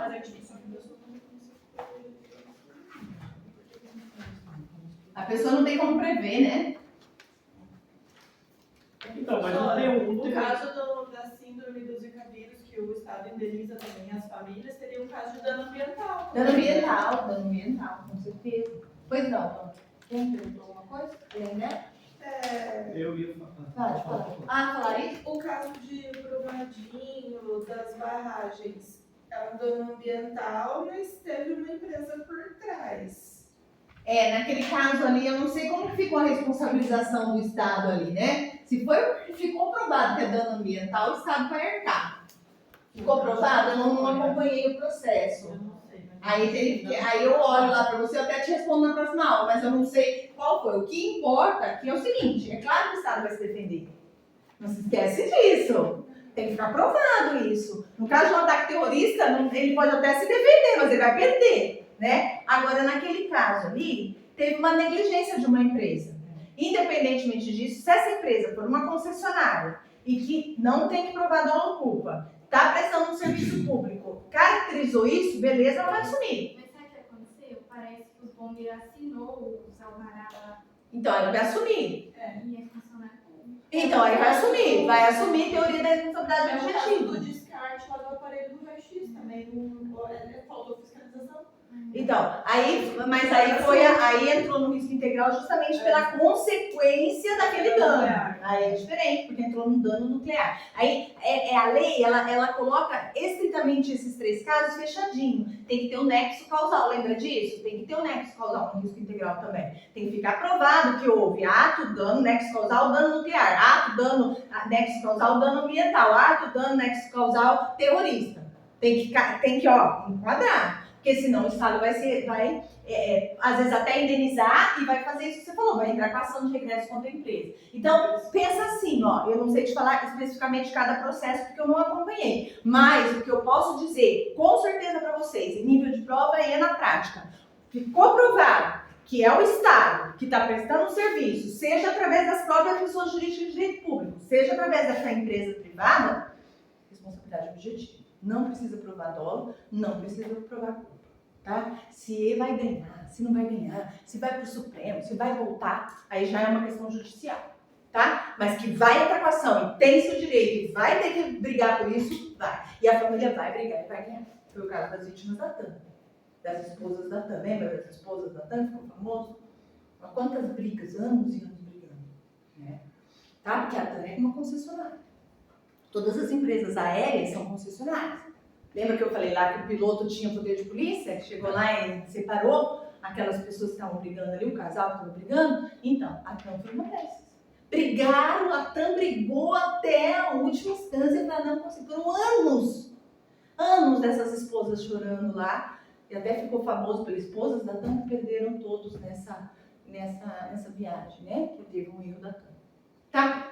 Ok, gente? Você poderia, por favor, só citar um exemplo de novo ali que você deu na culpa de terceiro? Culpa de terceiro, é o caso lá, lembra da pessoa que vai se jogar? Se ela se joga no trem, o trem tem alguma coisa a ver com isso? Não, culpa exclusiva dela. Mas se um terceiro é que Ah, tá. joga ele, entendeu? No caso, por exemplo, de uma situação em que o terceiro está envolvido num trânsito, por exemplo. Não foi aquele ônibus, foi o cara lá, o outro particular, que acabou causando aquilo. Então, o que o Estado vai fazer? Ele vai falar assim, olha, não foi ele, não foi a família dele, não foi ele que morreu, a família vai estar brigando lá. Não foi ele que morreu, mas foi o terceiro que ocasionou isso. Se ele conseguir provar com excludente de responsabilidade, esse terceiro é qualquer pessoa que não está envolvida naquele dano específico, tá? Imagina. Então agora, gente, mais uns minutinhos antes do intervalo, vou dar intervalo 10 e 15 para vocês, pode ser, ou 10 horas? O que vocês querem? Vocês preferem 10 horas ou 10 e 15? 10 horas? 10 horas? Então tá, 10 horas eu dou intervalo. Tá certo esse relógio, né? 15 para as 10 agora, é isso? Então tá, 10 horas eu dou intervalo. Nós vamos começar agora uma outra matéria que também é pedida para vocês, que é são os serviços públicos. Nós estamos falando aqui de serviços públicos, nós já vamos entrar na parte de serviços públicos. Serviços públicos, gente. Eu vou passar aqui para vocês, na lousa, algumas características que podem aparecer na prova de vocês, tá? Serviços públicos, eles têm um conceito que está previsto na Constituição Federal também, propriamente nos artigos 175 e seguintes da Constituição Federal. Artigo 175 e seguintes, tá? Se quiserem depois dar uma olhadinha em casa, com carinho, serviços públicos. Então a gente vai saber o que são serviços públicos na verdade. Vocês acham que serviços públicos, o que a gente tem uma ideia, assim, quando a gente não estuda ainda serviços públicos? Serviços públicos na apostila de vocês começam na página 103, tá? 103.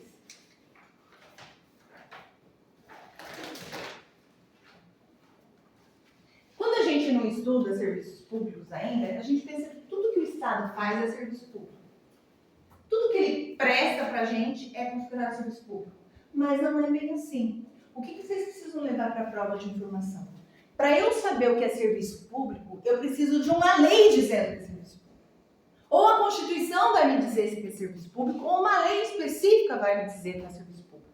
Nós temos uma lei específica, que é uma lei que dita as normas gerais do serviço público. Essa lei, ela fala para a gente quais são os atos, quais são as características dos serviços públicos. A gente sabe que é o Estado que presta, mas os serviços públicos, na verdade, eles são previstos em lei. Então, não é todo o ato administrativo que é considerado serviço público. Então, coloquem aí, por favor, um conceito na apostilinha de vocês, que é um conceito bem utilizado em prova. Coloque aí, pega um papel aí, ou um do ladinho, vê o que é melhor para vocês aí, só para complementar a questão do conceito.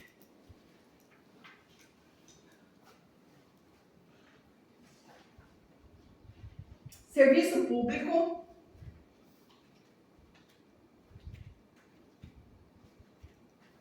é o serviço prestado, ou são serviços prestados, da maneira como vocês acharem melhor,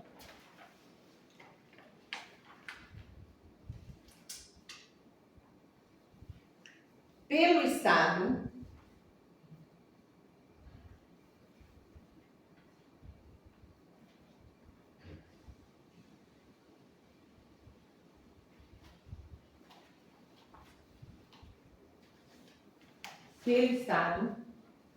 como um dever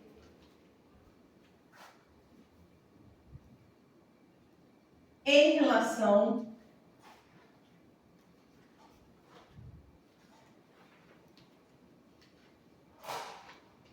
relação à comunidade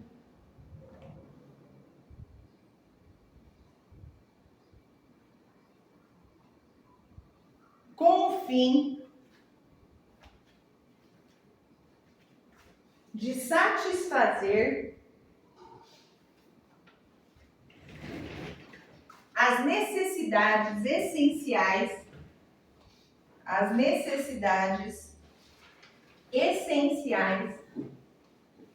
ou secundárias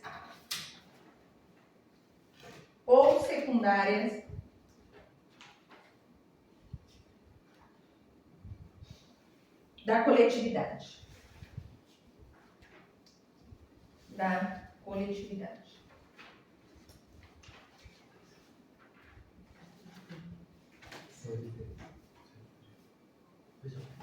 Então, quais são os exemplos de serviço público que a gente pode vislumbrar aqui para a gente ter uma ideia? Serviço de luz, energia, iluminação pública.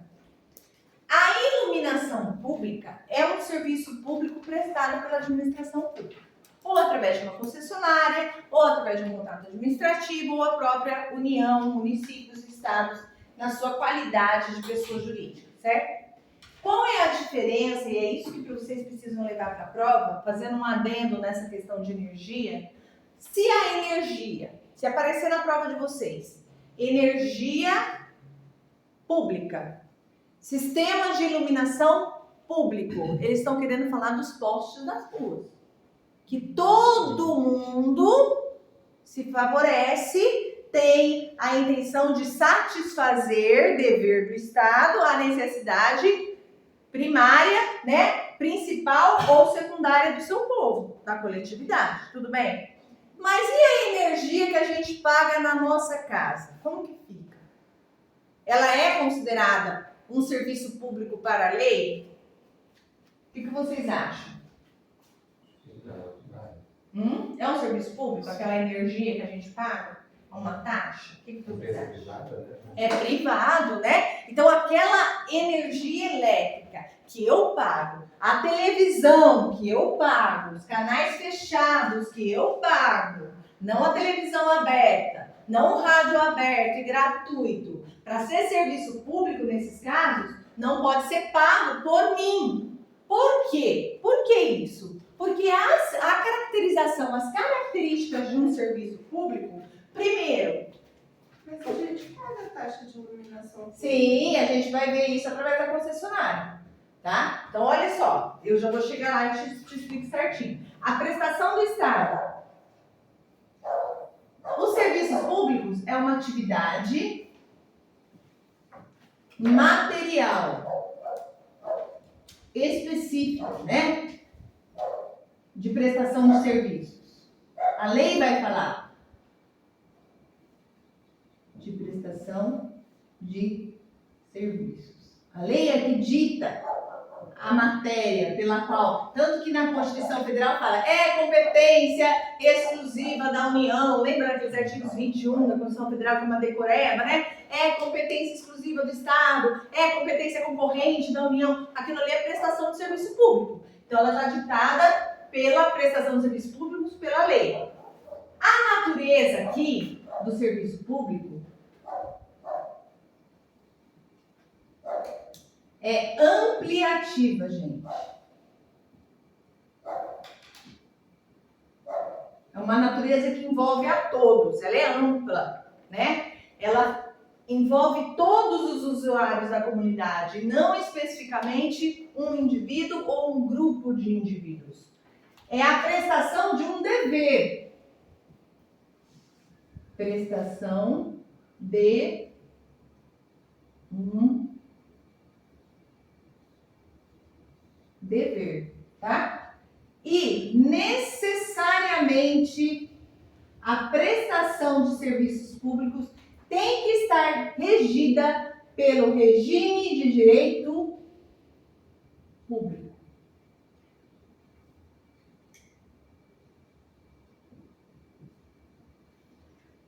Isso daqui são os elementos para a caracterização dos serviços públicos. Quando ela fala da taxa de energia, nós vamos falar que é o seguinte, é uma prestação de serviço, sim, pela concessionária, que normalmente está vinculada, eu pago especificamente para aquela empresa, eu tenho um regime de direito privado envolvido, então ele não pode ser colocado como um serviço necessário e dever do Estado. O Estado não vai bancar a tua luz, tanto que cada um paga uma taxa. Não é individualizado? É individualizado. Ele não é permanente. Agora, se amanhã você desliga toda a tua energia, a luz do poste não vai continuar? Aquela lá é um serviço público. A tua energia é um serviço prestado por um terceiro, que também presta um serviço, tem um contrato com a administração, e você é o usuário desse serviço de forma individual. Tanto que você paga a energia que você quer, você tem uma tarifa que você paga ali, mas que o Estado não é obrigado a pagar para você. É você que tem que arcar com aquela responsabilização, com aquela energia. Então, quando a gente vê na prova que ele trabalha, às vezes a banca trabalha com a energia da casa, ela não pode ser considerada por lei como um serviço público. Ela tem que ser considerada um serviço de prestação pela concessionária, que está vinculada sim a um serviço que tem que ser prestado pelo Estado, através de um contrato administrativo, mas que é individualizado. Então, terceirização, quando você terceiriza o serviço, você descaracteriza para o processo administrativo, para o direito administrativo, a classificação do serviço público. O transporte público também, então. O transporte público, quando você paga uma taxa, você está pagando para a concessionária.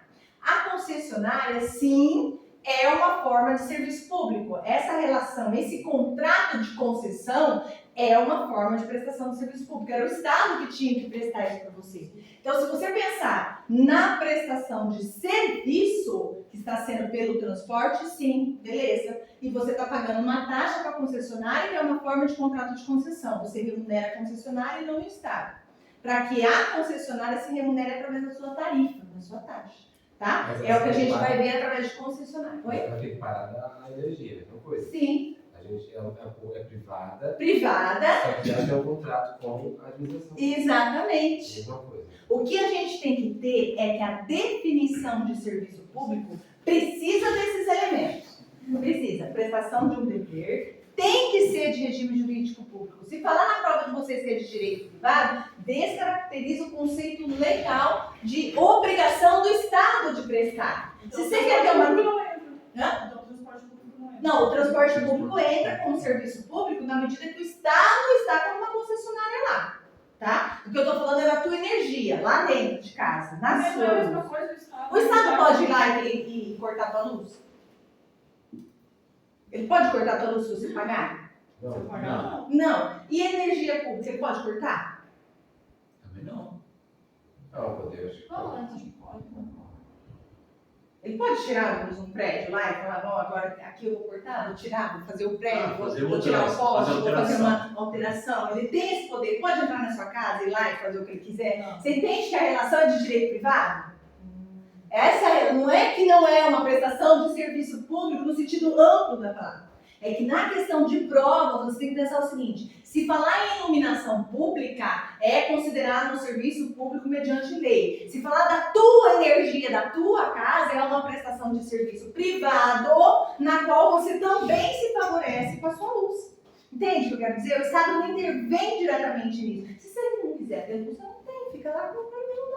E aí? E se o Estado não colocar a luz na rua, eu não posso ir lá e pedir e determinar? É isso que eu quero dizer de serviço público. O serviço público ele tem uma ampliação, um dever do Estado, ele tem uma natureza de prestação de serviço. E como que ele faz essa prestação? Através de concessionárias. A concessionária, sim, está prestando um serviço público. Mas você tem o direito de querer ou não esse serviço da concessionária. Você é usuário ou não do serviço da concessionária. Pensa no Estado, não pensa em você. Pensa no Estado prestando o serviço, entende? Você está sendo usuário de um serviço particular. Fica mais claro quando você pensa na televisão. Quando você pega a televisão a cabo, por exemplo, que você paga lá a NET, o que tem a ver isso? A NET, ela tem um contrato lá com o Estado? Não, ela é uma empresa que presta um serviço de televisão para você. Se você quiser ter ou não ter, não entra como classificação de um serviço público. Mas a telecomunicações, a questão da Anatel, aí sim. Você está entendendo que existe uma diferenciação quando você trabalha no regime privado?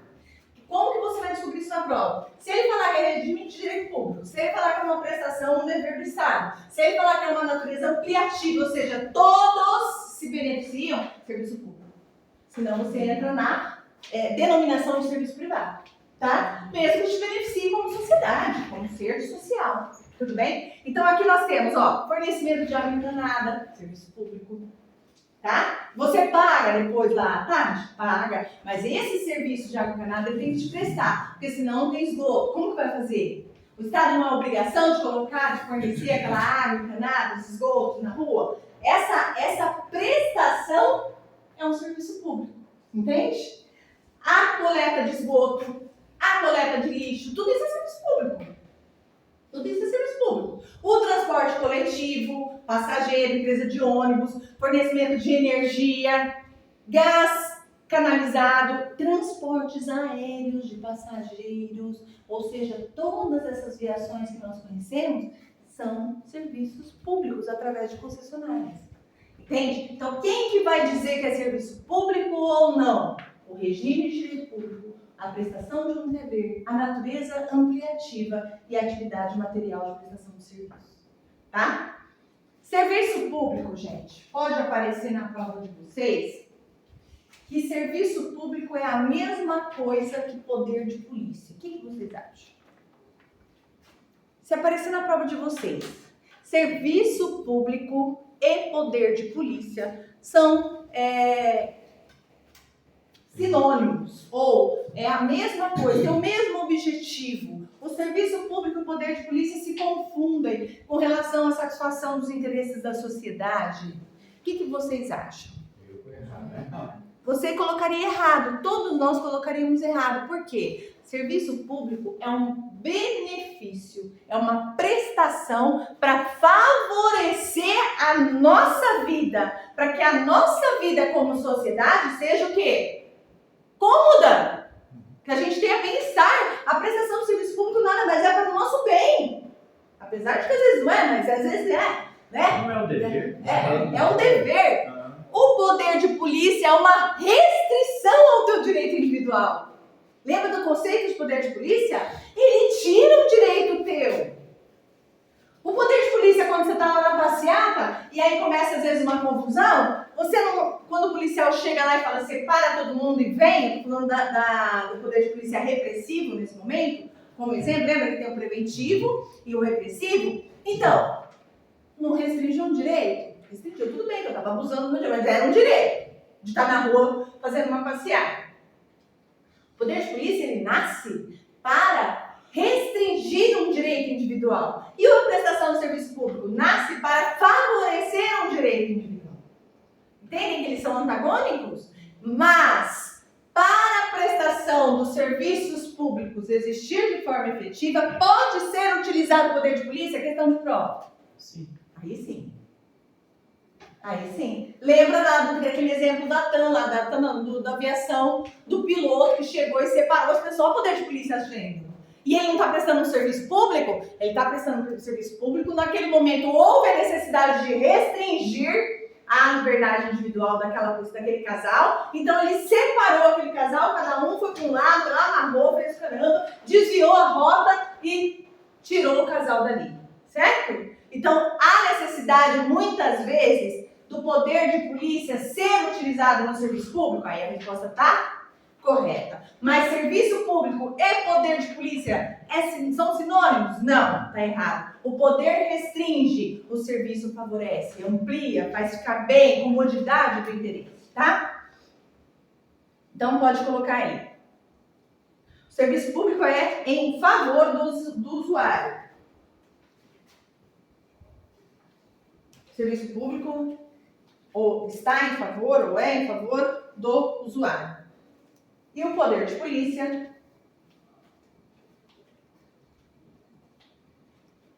restringe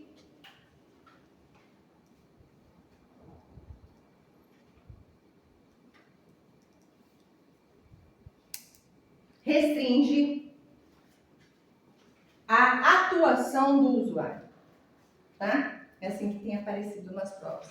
Restringe a atuação do usuário. Então, se falar que o serviço público é feito para favorecer o usuário, perfeito. O poder de polícia, por sua vez, restringe ao usuário a sua atuação, perfeito. Resposta correta. Exemplo, por exemplo, fiscal ambiental, vigilância sanitária, né? Qualquer exemplo que ele der lá de poder de polícia, vocês sabem que estão restringindo um direito ou estava bloqueada uma atividade, está permitindo no poder de polícia naquele momento, somente naquela situação, uma autorização, uma permissão, etc. Tá? Mas não é igual ao serviço público. Então, nós temos aqui uma questão de prova que aparece em relação ao serviço público, que é a classificação do serviço público. Mas a classificação eu falo depois do intervalo. Só vou colocar aqui, tá? Quem quiser já deixar copiadinho, e aí já pode ir pro intervalo. Tudo bem, minha flor? Pensa sempre assim, ó. É de direito privado? Tá fora de serviço público. É uma relação de serviço. É que a gente confunde porque não deixa de ser a concessionária com o que está vinculado à empresa privada que está te prestando um serviço, né? Ele está, na verdade, prestando um serviço que o Estado tem o dever de prestar. Então, ele está tomando as vezes do Estado e está te prestando um serviço. Sim, perfeito, é o encanamento da água e tal. A única Mas o que difere o encanamento da energia? Não, água também, né? Então, o que acontece na prática é o seguinte, teve muitas questões dessas e aí acabou surgindo entendimento jurisprudenciais muito conturbados. Se a energia que era utilizada por você ali, para aquela taxa que você pagava de energia, era considerada serviço público. E hoje não considera-se mais quando se trabalhar a energia elétrica dentro da sua casa. Mas a água sim, a água da minha casa sim. Sim, então, mas eu especificamente com relação à iluminação pública e à energia, eles entendem que não são considerados serviços públicos. Então, se aparecer na prova, eu tenho a obrigação de falar isso para vocês. Não põe como serviço público. A energia da sua casa é uma relação de direito privado. A relação de iluminação pública é uma prestação de serviço de direito público. Questões conceituais, jurisprudenciais, entendimentos de tribunais, que é pacífico hoje, tá? Então isso pode aparecer na prova de vocês. Então, por cautela, falou em energia dentro de casa, privado. Falou em iluminação pública, público, tá? O resto não. O resto você coloca tudo como serviço público. Por quê? Porque é um regime jurídico de direito público que está vinculado. A relação é para beneficiar não só a sua casa, mas como um todo. Agora, aquela luz que está ali só ilumina você. Pensa assim, tá? Isso é um entendimento. Eu sei que é mais difícil para assimilar, mas na prova, se aparecer, não coloca como serviço público. Não é iluminação. Tanto que o termo é esse, iluminação pública. Tá? Se falar em iluminação pública, energia pública, público, serviço público. Se falar na energia da sua casa e quiserem, a banca quiser fazer alguma diferenciação, não coloca como serviço público, coloca como questão errada, tá? Você vai acertar depois, são doutrinas mesmo, né? Relacionadas ao direito administrativo, tá? Eu vou deixar só aqui, só para facilitar depois, mas podem fazer o intervalo, tá?